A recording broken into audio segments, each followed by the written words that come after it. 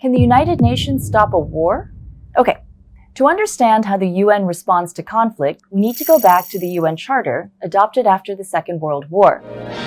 Meanwhile, in San Francisco, delegates of 50 nations had met to form the United Nations Organization, the solemn and hopeful expression of man's resolution to live in peace.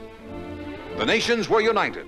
It created the Security Council, which has 15 members. 5 of those members never change: China, France, the Russian Federation, the United Kingdom, and the United States.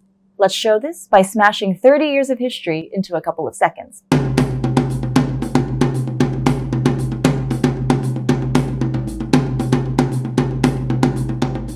When there's a dispute, the Security Council can call on countries to settle it peacefully, and the Council can refer disputes to the International Court of Justice, sometimes called the World Court.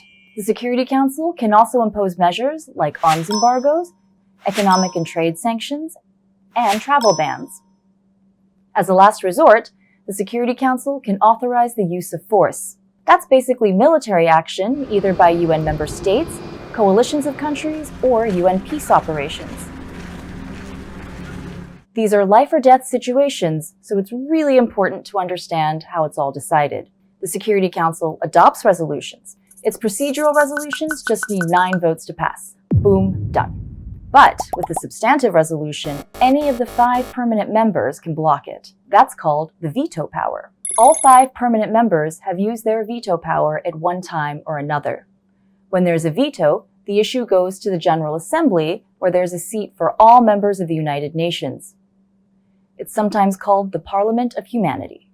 The General Assembly can make recommendations on collective measures for peace, but, unlike the Security Council, its resolutions are not binding. Now, can a country get kicked out of the UN?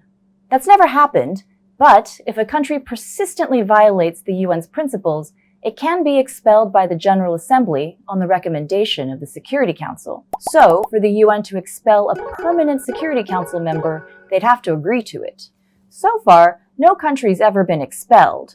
But during the global struggle against apartheid in South Africa, the General Assembly refused that country's credentials for a number of years. First, discuss the South African question.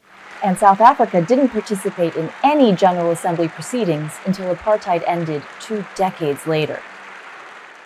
The United Nations is headed by its Secretary General, who has what's been called the most impossible job on earth.